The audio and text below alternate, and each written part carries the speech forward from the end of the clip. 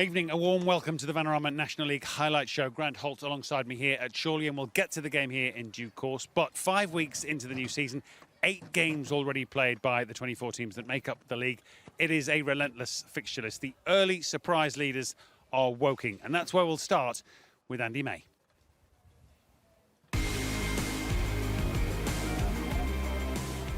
Attempting to avoid a third away loss this season in the 5th tier, Barrow opened the scoring in Berkshire via Oliver Dyson. Moments into the second period at the Laithwaite, Toby Edser teed up Tyreek Johnson, who beat Joel Dixon to make it all square. Then with an hour played, frantic drama involving Dixon plus a Brad Barry goal line clearance. Referee Declan Bourne changed his mind about if the away side's keeper had committed a foul in the area, awarding the Cards a penalty. This was played right by Jake Hyde, completing the turnaround for Alan Dowson's men 2-1. Off the bench for Barrow with a quarter of an hour remaining, Josh Kay made the most of a mix-up in defence, firing into a corner to again level the clash.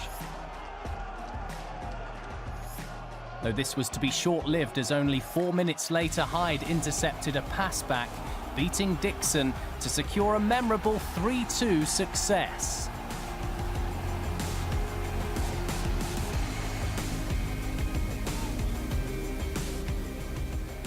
Dave Challoner's visitors took a 7th-minute lead down south, on target able to get the better of Mark Cousins' Jordan Williams.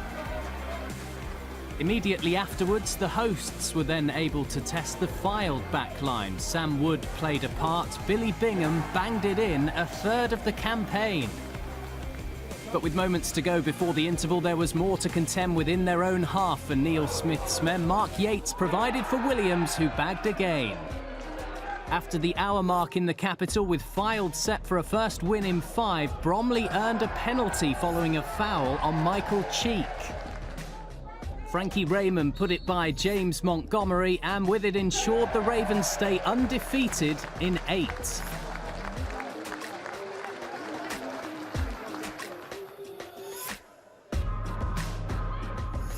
In their last 6 meetings in the National League, Solihull Moors had failed to score against FC Halifax Town. A quarter of an hour into this encounter, Solihull trailed due to Liam McAllinder. And the former Wolves attacker doubled his and the Shaymen's tally shortly after half-time, once more finishing past Ryan Boots in the visitors' goal, now on to 5 this turn. Right after the hosts squandered a chance to go 3 up, 2 of Tim Flowers' substitutes, Matty Stenson and Alex Nichols, combined, Nichols giving Moors a chance, 2-1. Former Walsall and Barnet man Nichols then had the ball in the net again for what he and the visitors thought was an equaliser, but it was ruled out for offside. Listen, I don't care whether he's onside, offside. It's too little, too late. We're 2-0 down. We're responding, changing personnel, changing shape. I'm sick to death of it. So, you know, listen, there'll be changes. There's people not doing enough. You know, our football club looks after the players, and at the minute they need to liven up and start giving a bit back. Wrexham went into their Stockport test unbeaten at the racecourse. Early on, however, County went in front from a free kick and defender Ash Palmer. Additional attention airily was then required by Brian Hughes' team minutes before the end of the first period. After pinball in the box, another defender, Sam Minahan, pounced, doubling the Hatters' lead 50 miles away from Edgeley Park. Leighton McIntosh was able to pull a goal back for the Dragons, but Stockport took all of the points, also ensuring its 4 wins out of 5 under experienced Jim Gannon.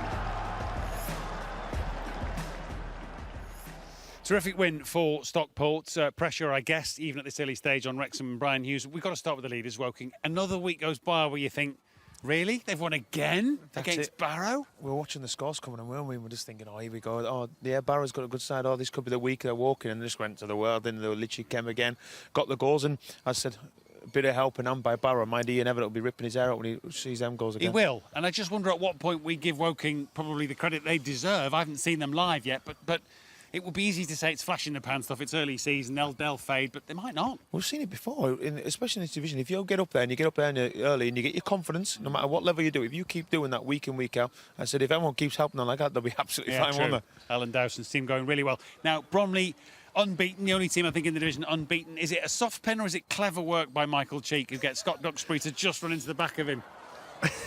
I'll say it's a great... Of course you will. I'll say it's definitely a penalty. He's done...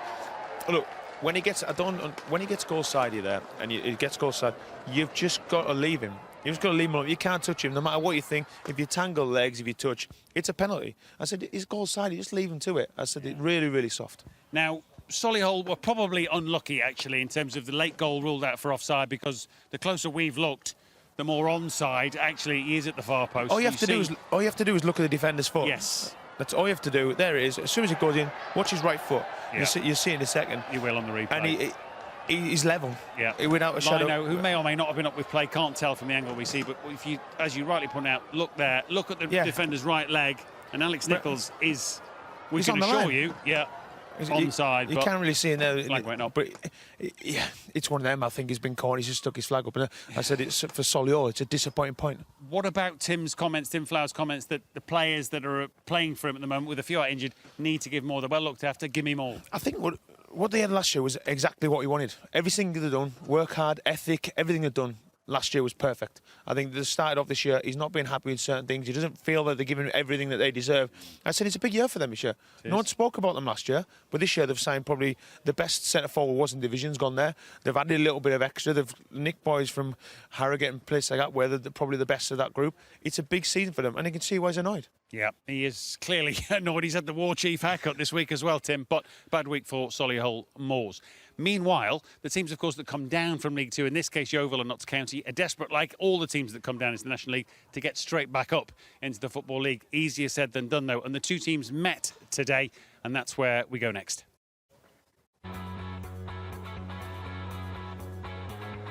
Yeovil didn't enjoy their bank holiday, losing twice and then being denied the chance to register new signing Gold Otamayo, much to Darren Sowell's chagrin. The wait was worth it though, his muscular presence up front giving Courtney Doofus enough space to lift the ball over Sam Slocum and open the scoring. Despite only 2 wins so far, Sal said he'd seen evidence of a really good team behind the Glovers' results, and so it proved here. Charlie Lee's nod down for an unmarked Luke Wilkinson in the 6-yard box doubled their lead. The goal of the game came just 3 minutes later. Miles Hippolyte twisting and turning through midfield before unleashing from range.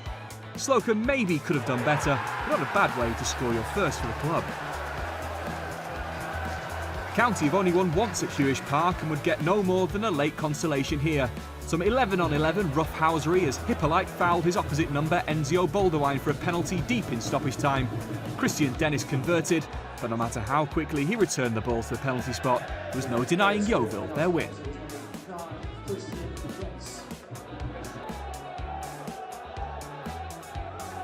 This is pretty much the longest away trip in the National League, 740 miles for the travelling Hartlepool fans, who were rewarded after just a quarter of an hour by Jason Kennedy's close-range header.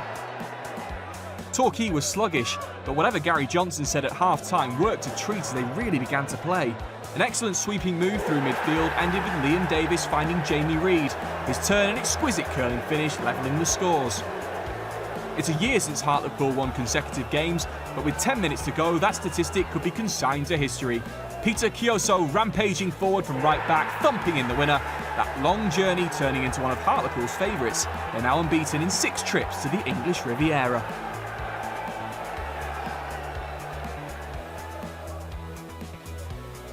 Sutton was celebrating 100 years of playing at Gander Green Lane today, and it took almost that long for any action of note. Shamir Fenelon taking it upon himself to entertain the crowd, thrashing in a spectacular long ranger for his second Maidenhead goal. Indeed, the second half was far superior to the first, with the visitors' excellent away form continuing. Ryan Upwood cutting Sutton open, Jake Cassidy burying first the chance, then his teammate in the ensuing celebrations. It wasn't Sutton's day. Late on, Omar Bougiel was sent off for the first time in his career. Then Craig Eastman just about fouled Cassidy in stoppage time. Given the time, there was only one man for it.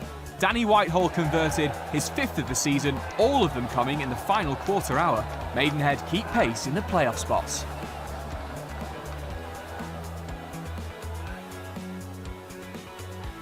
Dover have yet to drop a point on their travels this season. Innie Effiong has scored the winner in both of the last 2. Harrogate failed to heed that warning. Josh Passley's cross steered past James Belshaw for his first of the afternoon. Effiong in fact scored twice in this fixture last season, so leaving him with time in the box wasn't a great idea. Not much Belshaw could do with that one. Andy Hessenthaler refused to get carried away with a white start to the season. If this form continues, he may have to.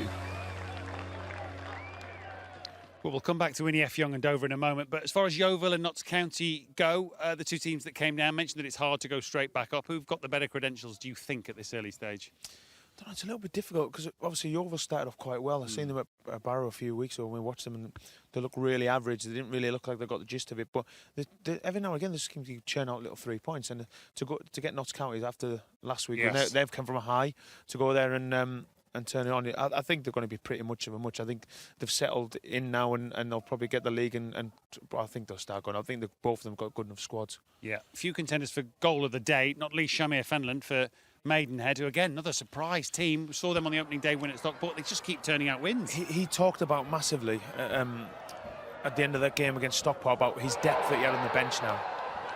And players, his attacking options that he's now got, he can rotate them.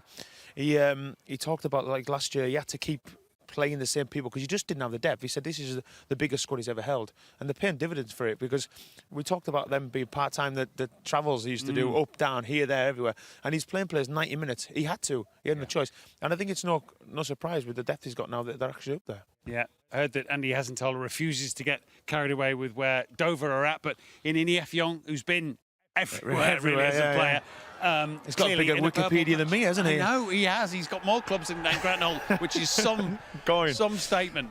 Two good goals today. 2 great goals. He just looks like a player who's enjoying his football at the moment, scoring goals. We've seen a couple last week. Just confidence oozing out of him. And when you've got that, and when you've got a player who keeps scoring goals, that's what you need. And he won't be getting carried away, but secretly he'll be having a little look inside because they're playing really well at the moment, Dover. 5 for the season for Innie Effiong. We'll take a break, after which we'll be here to see what happened, if you weren't with us earlier, when Boreham Wood came to Chorley. Goals surely on the menu because neither of these two teams have been able to defend that successfully thus far. Who would emerge victorious here in the Northwest Sunshine? Find out next.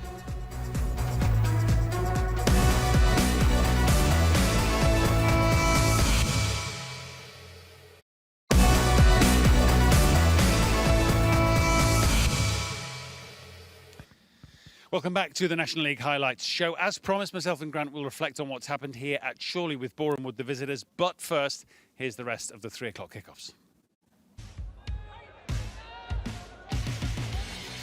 Eastleigh went into this one winless in 3 games at home.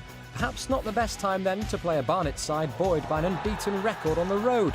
Jack Taylor's last-minute equaliser earned them a point at Torquay on Monday. This wonder strike worthy of all 3. The hosts fought back though, Jack McKnight with his first of the season. The good work from Joe Partington.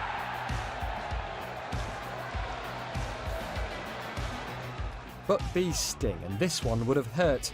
After playing the last 5 minutes with an extra man, Shaq Coulthurst took full advantage. His goals helped Barnet to the 5th round of the FA Cup last season. The first of the campaign here, arguably just as priceless.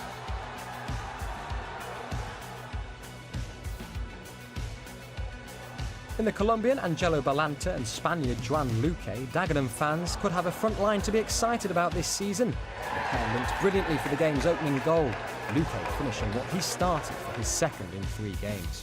Chesterfield fans must be fed up of 1-1 draws after 10 of them last season, but they had to settle for it today. After signing 2 weeks ago, Mike Fondop already has 4 in as many games. Another point though for the draw specialists. After losing their first 4 matches, a draw and a win in the past week had seen Ebbsfleet stop the rot. But ex-Arsenal Academy defender Aaron Ioma's first goal for Aldershot put the away side ahead. Things looked ominous for the Fleet when Bonzin Gala bundled Ethan Chislett over in the box.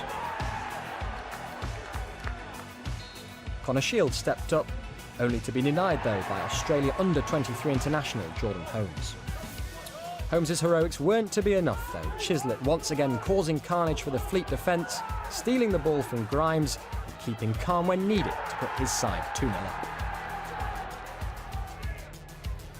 With 7 minutes to go, the home side gave themselves hope. Gozi Ugwu with his second in 2 games, but it would only be a consolation. The shots with a first win in 6.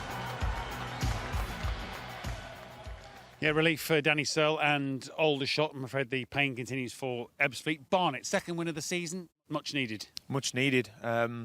Tipped at the start by few, myself included. Not me. To do Mind you, well. I tipped Chesterfield, which more in a moment.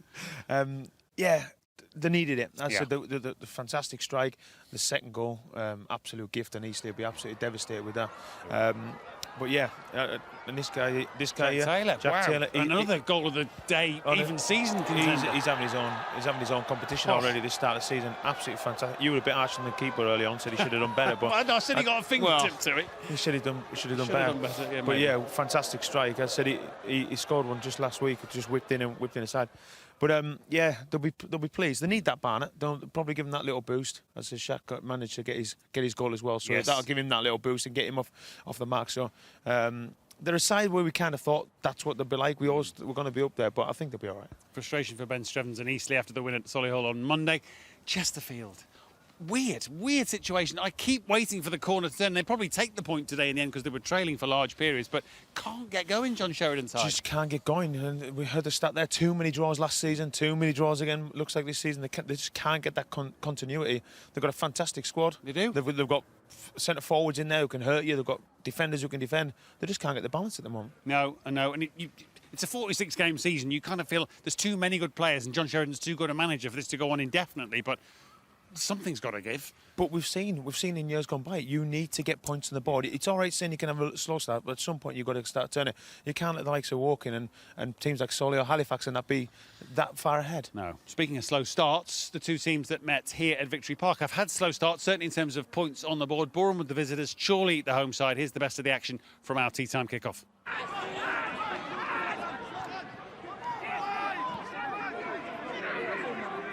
Just over half an hour gone at Victory Park. Thomas looking to hit the byline. Good block by Challoner, corner to Boreham Wood.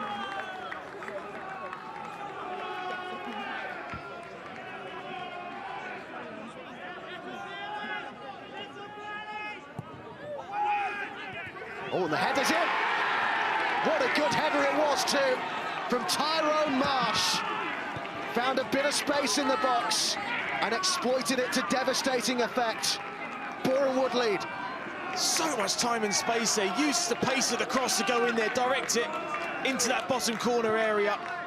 It's a really good goal, well taken there from Tyrone Marsh.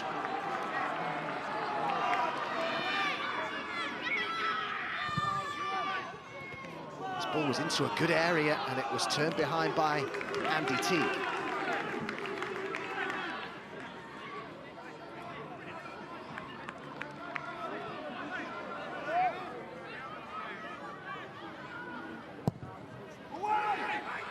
Goes again, and they've scored again. 2 goals from 2 corners, and this time it's David Stevens. Certainly Shumanga plays a massive part of this on the goalkeeper. Puts him off. Really clears his vision there, but you have to say it's a towering header there from the centre half. Stevens rises brilliantly. I think Shumanga brilliantly in front of the goal, just put him off slightly. Couldn't really give him the clear view there to make a save. Chimanga. Oh, good ball. Oh, and it's been turned in, and it's the nightmare start to the second half for Chorley. 3-0 down now, and it came off Challoner. Oh, it's the worst possible start. Challoner there. You clearly see it's gone over the line. Own goal there for Challoner. Again, no one around in there, no communication.